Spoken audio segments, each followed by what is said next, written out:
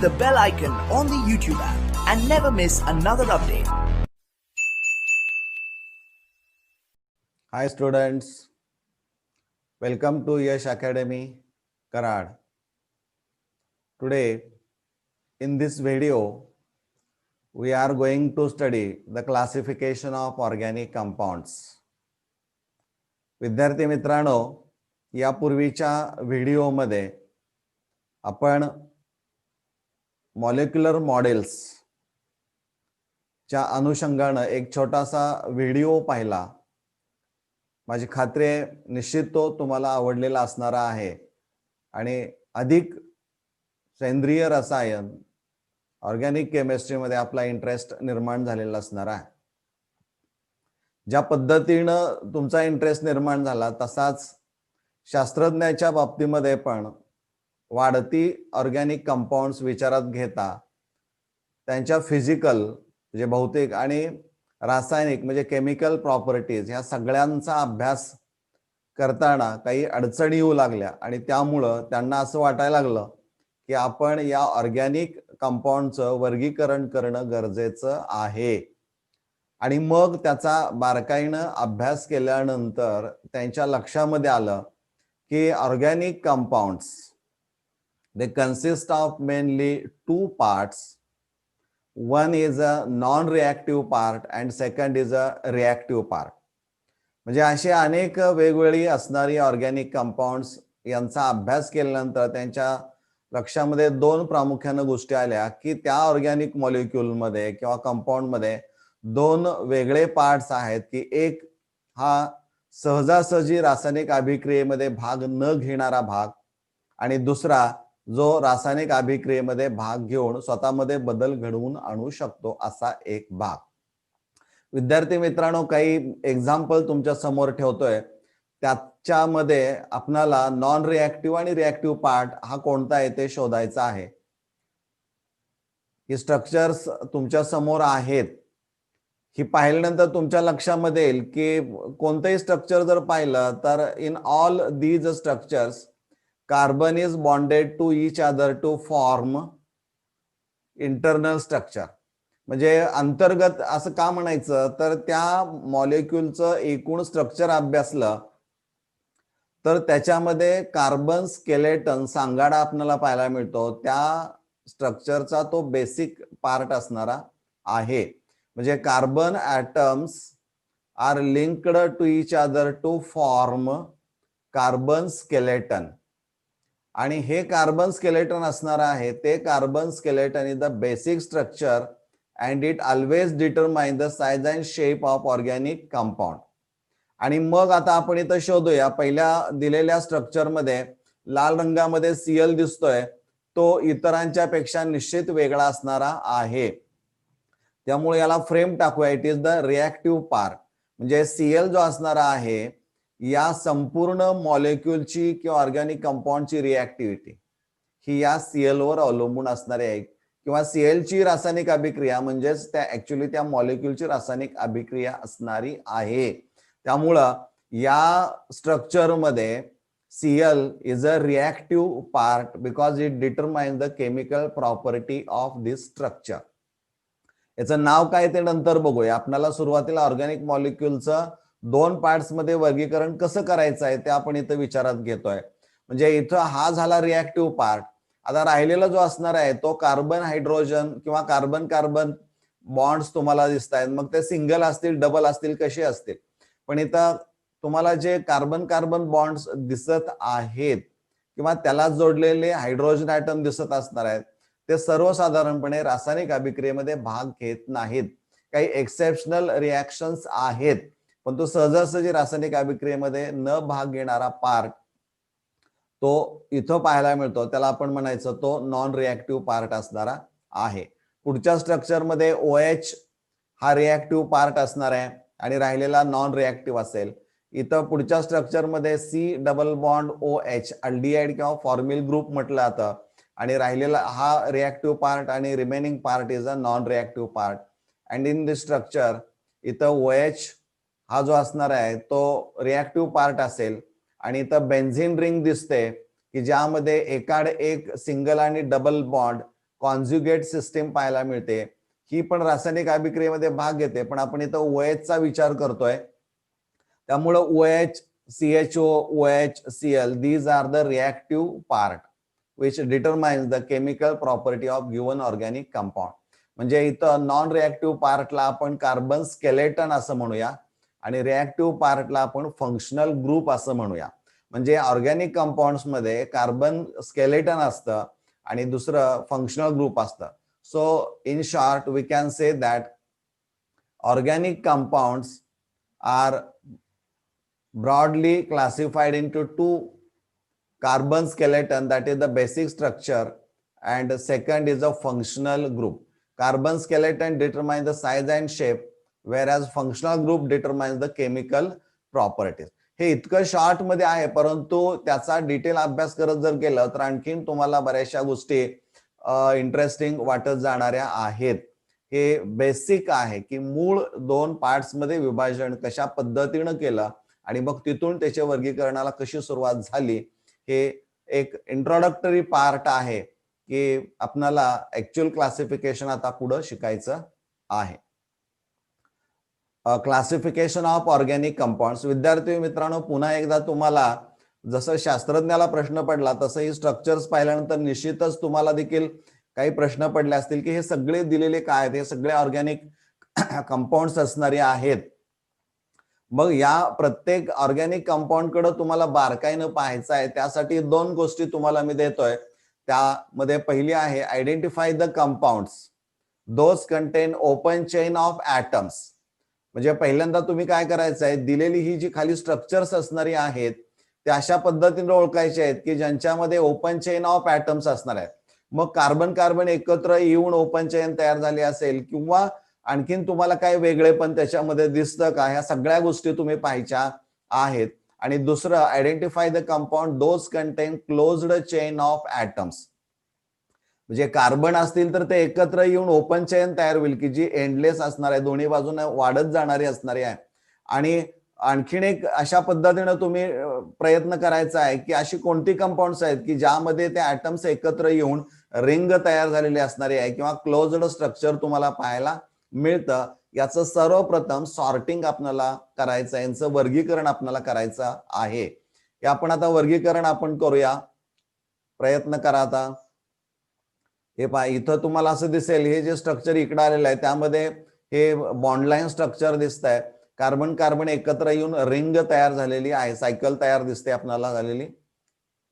हे जे स्ट्रक्चर आहे ते CH3 CH2 CH2OH, CH3 CH2 CH2 CHO aldehyde group इथं दिसतोय. म्हणजे ही जी स्ट्रक्चर असणार आहे किंवा हे structure it is a open chain structure असणार आहे. हे सॉर्टिंग सगळं आपण करून घेऊया अगोदर.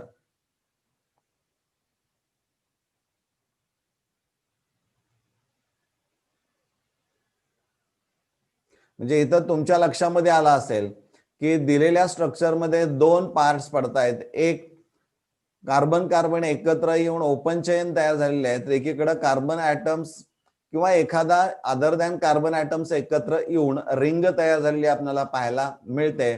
जरी अदर दॅन कार्बन ऍटम असला तरी ते सायक्लिक किंवा रिंग स्ट्रक्चर्स किंवा क्लोज्ड चेन कंपाऊंड्स आपल्याला पाहायला मिळतात. त्यामुळं organic compounds are broadly classified into two. Number 1 is open chain compounds and second is a closed chain compounds. म्हणजे प्रामुख्यानं ऑर्गॅनिक कंपाऊंडचं दोन ठिकाणी वर्गीकरण केलं तर एक ओपन चेन कंपाऊंड्स आहेत आणि सेकंड क्लोज्ड चेन कंपाऊंड्स असणारी आहेत. म्हणजे या ओपन चेन कंपाऊंड्स मध्ये आपल्याला नेमकं काय पाहायला मिळतं बघा. These are the compounds in which carbon is bonded to each other to form open chain. आणि यांच्यामध्ये काय पाहायला मिळतं, these are the compounds in which carbon is bonded to each other to form one or more rings. म्हणजे अशा पद्धतीनं हे basic आहे की जिथं ऑर्गॅनिक कंपाऊंडचं दोन ठिकाणी प्रामुख्यानं वर्गीकरण केलं जातं. पण आता ओपन चेन स्ट्रक्चर जर आपण इथं पाहिली तर तुमच्या लक्षामध्ये येईल की या स्ट्रक्चरमध्ये CH3C, पुन्हा इकडं CH3, इकडं CH3 आहे, पुन्हा CH2 COOH. म्हणजे इथं हा जो कार्बन तुम्हाला दिसतोय त्याच्या किंवा तो इतर दोन मिथाइल ग्रुप्सना जोडलेला आहे, म्हणजे इथं ब्रांच आहे. या स्ट्रक्चरमध्ये CH3 CH2 CH2 CHO आहे. म्हणजे इथं तुम्हाला कुठेही ब्रांच पाहायला मिळत नाही. याही स्ट्रक्चरमध्ये ब्रांच पाहायला मिळत नाही. पुन्हा या स्ट्रक्चरमध्ये तुम्हाला ब्रांच पाहायला मिळते. म्हणजे ओपन चेन कंपाऊंड जे असणारे आहेत पुन्हा त्यामध्ये आपल्याला दोन वेगळे प्रकारे पाहायला मिळतात. म्हणजे यांचं पुन्हा ते वर्गीकरण असणार आहे. इकडं क्लोज्ड चेन कंपाऊंड्स मध्ये पाहिलं, हे एवढं पाहिलं तर हळूहळू तुम्हाला वर्गीकरण पुढं आपल्याला जाताना काही अडचण येणार नाही. हे स्ट्रक्चर जर पाहिलं तर बेन्झीनचं आहे. कार्बन कार्बन सिंगल बॉन्ड्स आहेत बा, एकत्र येऊन रिंग तयार झाली, परंतु यामध्ये 6 कार्बन ऍटम्स आहेत. There is a single double bond alternate system पाहायला मिळते. एकाड एक आहे, single bond double bond, single bond double bond, single bond double bond. त्याला कॉन्ज्युगेट सिस्टीम असं म्हटलं जातं. शेजारचं स्ट्रक्चर पाहिलं तर there is no double bond, all are single bond. मग कार्बन कार्बन असतील किंवा कार्बन हायड्रोजन असणार आहेत, सगळे सिंगल बॉन्ड्स आहेत. परंतु ही आणि हे क्लोज्ड चेन कंपाऊंड्स मध्ये येतं, परंतु याच्या प्रॉपर्टीज ह्या भिन्न निश्चित असणाऱ्या आहेत. किंवा पुढे आपण गेलो तर कार्बन कार्बन एकत्र येऊन पुन्हा रिंग तयार झाली, but there is a one atom which is other than carbon atom in a ring, that is the nitrogen. म्हणजे पुन्हा हे वेगळं स्ट्रक्चर, याचा अभ्यास वेगळा निश्चित असणारा आहे. म्हणजे इथं प्रत्येक स्ट्रक्चर जर आपण बघत गेलो, इथं हे स्ट्रक्चर जर पाहिलं तर यामध्ये एकूण कार्बनची संख्या जी असणार आहे ती 7 आपल्याला पाहायला मिळते. हे पुन्हा वेगळं असणार आहे. हे स्ट्रक्चर जर पाहिलं तर एकीकडे सिंगल बॉन्ड्स आहेत आणि पुन्हा त्यामध्ये अनसॅच्युरेटेड कॅरेक्टर किंवा डबल बॉन्ड आपल्याला पाहायला मिळतात. म्हणजे ही सगळी क्लोज्ड चेन कंपाऊंड्स आहेत, परंतु प्रत्येकाच्या प्रॉपर्टीज मात्र इतरांच्या पेक्षा भिन्न असणार आहेत. म्हणजे यांचं पुन्हा वर्गीकरण करणं आवश्यक असणार आहे. हे बेसिक आहे, मूळ आहे की दोन ठिकाणी वर्गीकरण केलंय, ओपन चेन कंपाऊंड्स आणि closed chain compounds. Now will discuss the open chain compounds. They are of two types, straight chain and branched chain compounds. Now these open chain compounds are also known as acyclic compounds. A means not आणि cyclic, म्हणजे जे cyclic compounds नाहीत, they do not form cycle किंवा closed ring तयार करत नाहीत, त्यांना असायक्लिक compounds असं म्हटलं जातं. अ याचा अर्थ काय, ए मीन्स नॉट आणि सायक्लिक म्हणजे रिंग. म्हणजे याच्यामध्ये ओपन चेन स्ट्रक्चर तुम्हाला पाहायला मिळतं. These compounds are also known as aliphatic compounds having affinity towards the fats. So these compounds contain open chain of carbon atoms and the chain may be straight or branch. म्हणजे दोन types यामध्ये आपल्याला पाहायला मिळतील. Straight चेनचं example बघूया. All the carbon atoms are in a continuous chain. म्हणजे दिलेल्या स्ट्रक्चरमध्ये कार्बन कार्बन एकत्र येऊन हे सरळ चेन तयार झालेली आपल्याला पाहायला मिळते. There is no any branch. Branch याचा अर्थ तिथं फांदी एखादी असल्यासारखी वेगळी अशी तिथं कुठंही चेन पुढे वाढू शकेल असं कोणतंही स्ट्रक्चर तिथं पाहायला मिळत नाही. So in a straight chain all the carbon atoms are in a continuous chain. For example किंवा ही ब्रांच्ड चेन बघूया. All the carbon atoms are not in a continuous chain.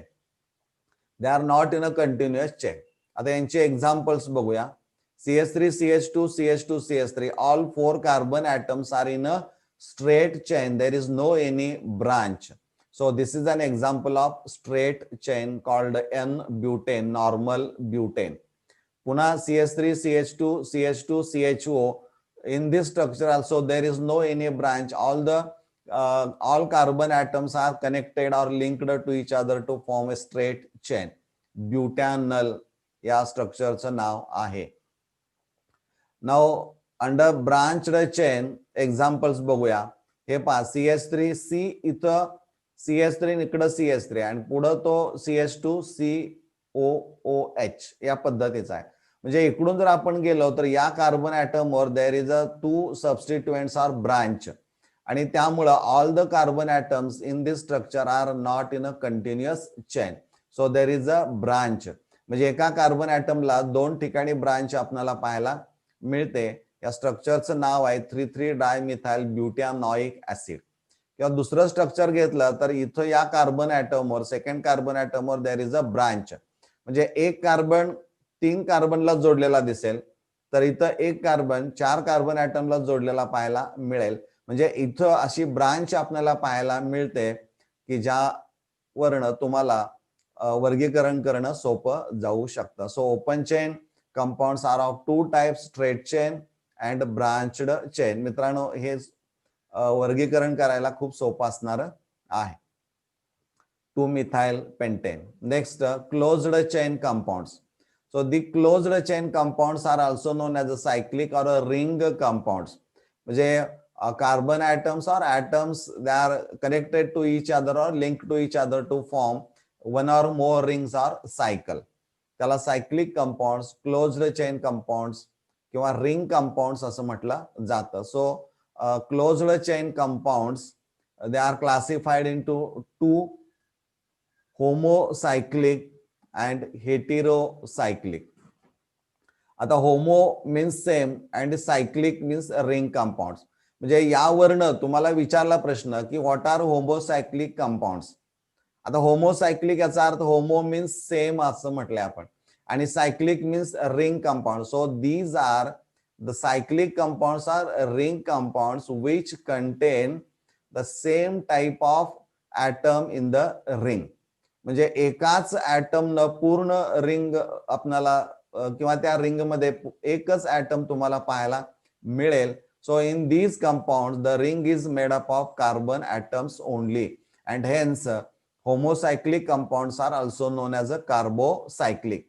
कार्बो means carbon, म्हणजे फक्त carbon carbon carbon एकत्र येऊन ring तयार झाली असेल त्याला कार्बोसायक्लिक कंपाऊंड्स असं म्हटलं जातं. हेटेरोसायक्लिक, हेटेरो मीन्स डिफरंट, म्हणजे हेटेरो याचा अर्थ डिफरंट. म्हणजे these are the cyclic compound but contain at least one hetero atom, means other than carbon atom like oxygen, nitrogen, sulfur in the ring.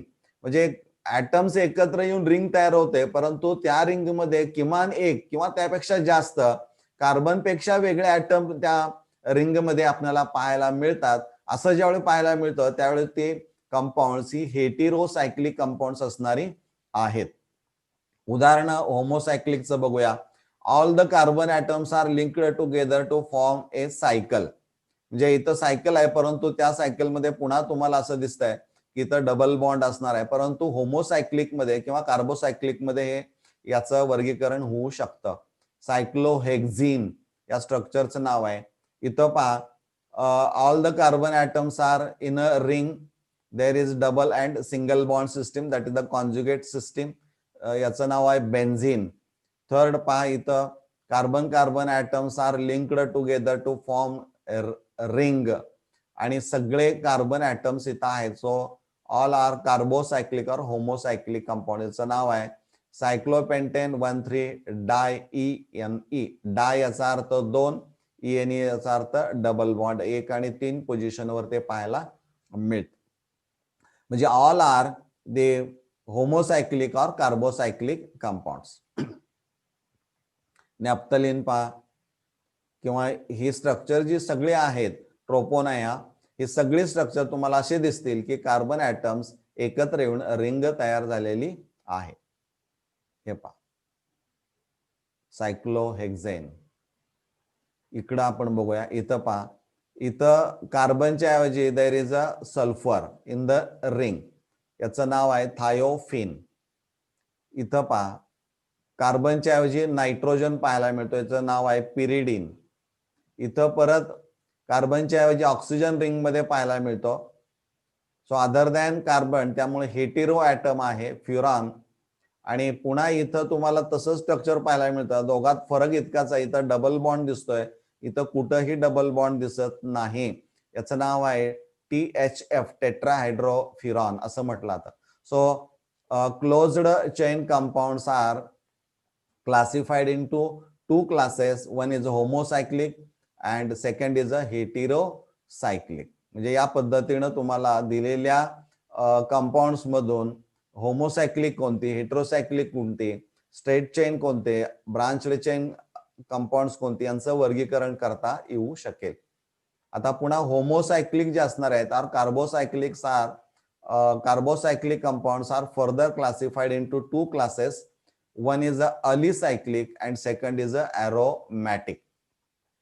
म्हणजे होमोसायक्लिक किंवा कार्बोसायक्लिकचं पुन्हा दोन ठिकाणी वर्गीकरण पाहायला मिळतं.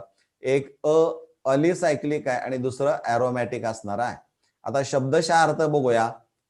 अली मीन्स ॲलिफॅटिक, म्हणजे ॲलिफॅटिक आपण सुरुवातीला पाहिलंय पहा, असायक्लिक कंपाऊंड्स किंवा ओपन चेन कंपाऊंड्स, आणि पुन्हा ही सायक्लिक असं म्हटलंय.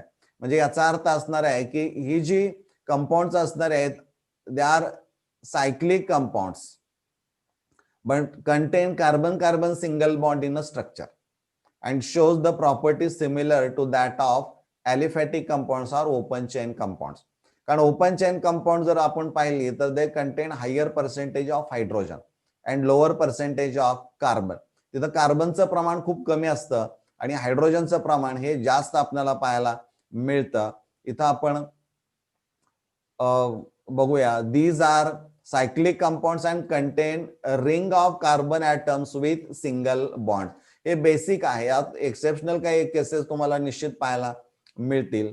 and they show the properties similar to aliphatic compounds or open chain compounds. Alicyclic विचारलं, what are alicyclics? तर these are the cyclic compounds contain carbon-carbon single bond in the ring and show the properties similar to that of open chain or aliphatic compounds. Aromatic compounds. Aroma सुरुवातीला त्या ज्या कंपाऊंड्सना smell किंवा Oder वास आहे अशा कंपाऊंड्सना एरोमॅटिक compounds असं म्हटलं जायचं. आणि aromatic compounds must contain at least one benzene type of ring. म्हणजे बेन्झीन टाइप जी रिंग असणार आहे ती त्यामध्ये किमान एक तरी असणं आवश्यक असणार आहे. त्याला आपण एरोमॅटिक कंपाऊंड्स असं म्हणतो. आता एक्झाम्पल्स इथं बघूया अलिसायक्लिकचे. हे बघा, सायक्लोहेक्झिन हे आहे की सायक्लिक कंपाऊंड्स आहेत, ओपन चेन स्ट्रक्चर नाही दिसत, परंतु ॲलिफॅटिक का म्हणतो तर इथं CH2 CH2 CH2 CH2 इथं CH आणि CH असणार आहे. म्हणजे इथं सॅच्युरेटेड पण कार्बन ॲटम दिसतोय आणि इथं अनसॅच्युरेटेड पार्शल कॅरेक्टर पण आपल्याला पाहायला मिळतं. की काही अशी एक्सेप्शनल उदाहरणं निश्चित आहेत ते आपण विचारात घेतलेले आहेत. इथं पहा, सायक्लोहेक्झेन हे अलिसायक्लिक प्युअर दिसेल या डेफिनेशन प्रमाणे, पण ही पण अलिसायक्लिक कंपाऊंड असणारी आहेत. Aromatic, benzene is the first member. Naphthalene, दोन बेन्झीनचं फ्युजन झालेलं आहे. इथं hydrogen atom of benzene replace by OH, phenol असणार आहे. आणि ट्रोपोन आहे, यामध्ये कार्बन 7 कार्बन ॲटमची रिंग आहे, तर ही 6 कार्बन ॲटमची रिंग आहे. या दोन्ही मध्ये काय फरक आहे बघा, ऑल आर एरोमॅटिक कंपाऊंड्स, पण इथं आपण म्हटलंय वन बेन्झीन टाइप रिंग, याच्यामध्ये बेन्झीन टाइप रिंग दिसतच नाही, परंतु हे आपण एरोमॅटिक कंपाऊंड मध्ये का घेतलंय तर there is a alternate double single bond असं आहे. आता ही स्ट्रक्चर जे असणार आहे, all this 3 structures contain benzene type of ring, म्हणजे 6 carbon atoms, planar structure, cyclic compounds, alternate single double bond अशा पद्धतीने असणार आहे. मग ज्या ऑर्गॅनिक कंपाऊंड्स मध्ये किंवा एरोमॅटिक कंपाऊंड्स मध्ये बेन्झीन रिंग ही मुळात एक किमान असते, त्यांना बेन्झिनॉइड्स असं म्हटलं जातं. म्हणजे ही जी 3 स्ट्रक्चर असणारे आहे दे आर कॉल्ड एरोमॅटिक बेन्झिनॉइड्स किंवा बेन्झिनाइड एरोमॅटिक कंपाऊंड्स. परंतु यामध्ये देखील तुम्हाला अल्टरनेट सिंगल डबल बॉन्ड आपल्याला पाहायला मिळतो. डबल सिंगल पण हा आउट ऑफ सायकल आहे, रिंगच्या बाहेर आहे आणि 7 कार्बन ॲटम्स आहेत, त्यामुळे बेन्झिनॉइडचं एक्झाम्पल असू शकत नाही. ते एरोमॅटिक आहे बट इट इज नॉन बेन्झिनाइड एरोमॅटिक. म्हणजे ज्या कंपाऊंड्स मध्ये बेन्झीन टाइप तुम्हाला एक रिंग पाहायला मिळते, all are benzenoids, and the organic compounds which do not contain benzene type of ring are called but they are aromatic are called non-benzenoid aromatic compounds. So carbocyclic or homocyclics are classified into 2, alicyclics and aromatics. Now heterocyclic compounds, hetero means different. पहिल्यांदा non एरोमॅटिक बघूया. Non एरोमॅटिक, एरोमॅटिक आणि non एरोमॅटिक ठिकाणी दोन्ही ठिकाणी यांचं वर्गीकरण केलं जातं. म्हणजे एरोमॅटिक हेटेरोसायक्लिक आणि नॉन एरोमॅटिक हेटेरोसायक्लिक कंपाऊंड. हे बघा, आता नॉन एरोमॅटिक कुणाला म्हणायचं तर saturated and partially unsaturated alicyclic compounds आणि closely resemble acyclic analogues in most of the chemical and physical properties. म्हणजे फिजिकल आणि केमिकल प्रॉपर्टीज ह्या असायक्लिक कंपाऊंड सारख्या पाहायला मिळतात, म्हणजे ओपन चेन स्ट्रक्चर सारख्या पाहायला मिळतात. पण त्यामध्ये तुम्हाला असं पाहायला मिळतं की सॅच्युरेटेड कॅरेक्टर पण आहे की जिथं carbon carbon single, carbon hydrogen single bond पण पाहायला मिळतो आणि पार्शली अनसॅच्युरेटेड कॅरेक्टर पण पाहायला मिळतं. ते अलिसायक्लिक टाईप असणार आहे. म्हणजे रिंग स्ट्रक्चर आहे, त्यामध्ये carbon carbon single, carbon carbon hydrogen single bond आहे.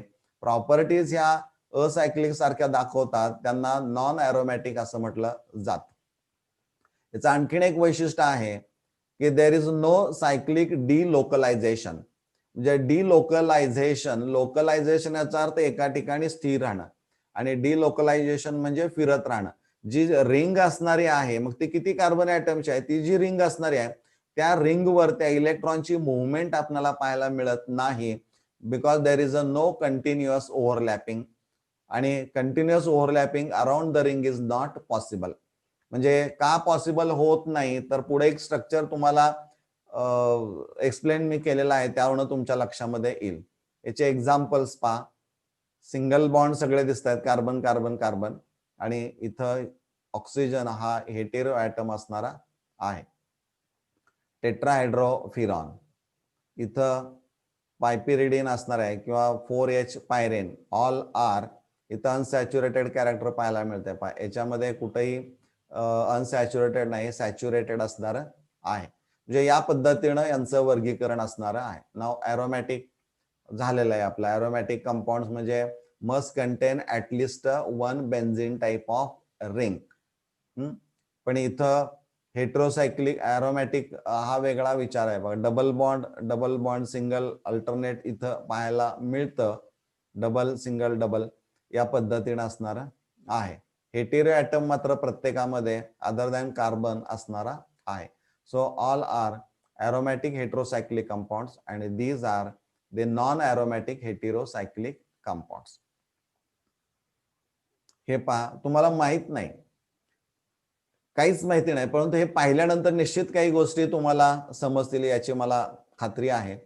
इथं तुमच्या लक्षात benzene ring is a cyclic and a planar. Benzene ring तुम्ही अभ्यासलेली असणार आहे, ती हेक्झॅगोनल रिंग आहे, परंतु या रिंग मध्ये अदर दॅन कार्बन हा इथं नायट्रोजन आपण घेतलेला आहे. नायट्रोजन इथं आहे, हे बाकीचे सगळे कार्बन आहेत आणि प्रत्येकाचे पी ऑर्बिटल तुम्हाला पाहायला मिळतात. डंबेल शेप्ड आहेत. डंबेल तुम्हाला माहित आहे, हे डंबेल शेप्ड आणि इच कंटेन सिंगल इलेक्ट्रॉन. हे काळे डॉट दिसत आहेत ना, त्या प्रत्येकामध्ये असणारे इलेक्ट्रॉन्स असणारे आहेत.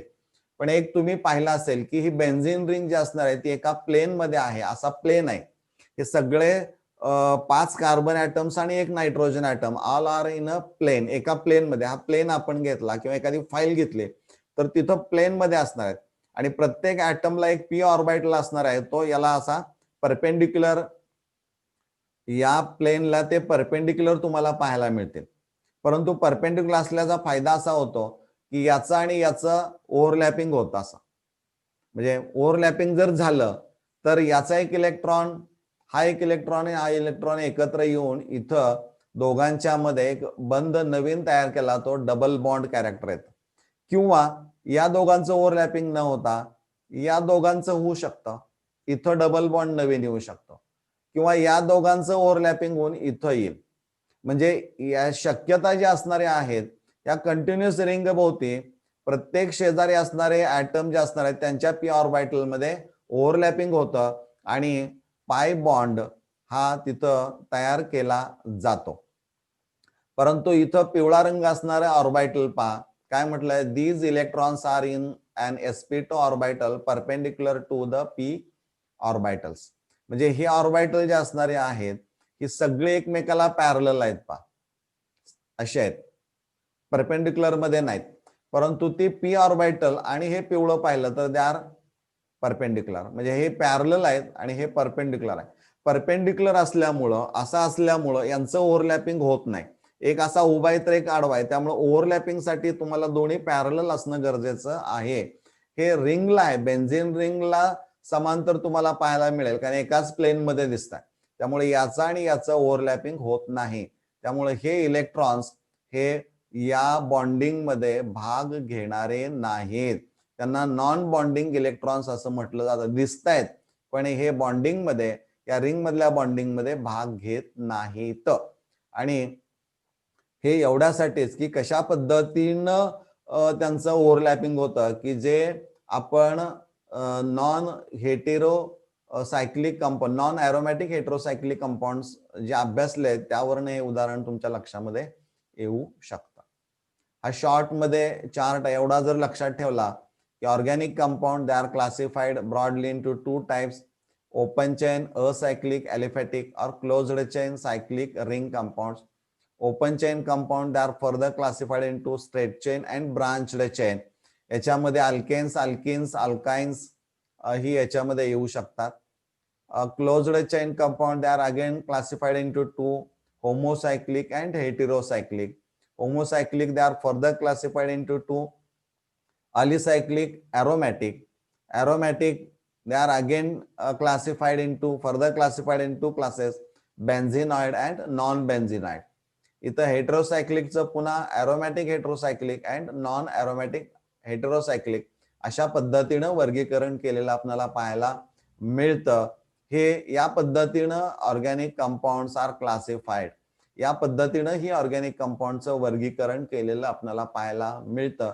निश्चितच सुरुवातीचा पार्ट सगळा असल्यामुळं बेस पक्का करायला थोडासा वेळ लागतो. या गोष्टी आपणासाठी खूप उपयुक्त असणाऱ्या आहेत. निश्चितच तुम्हाला या गोष्टी समजल्या असतील.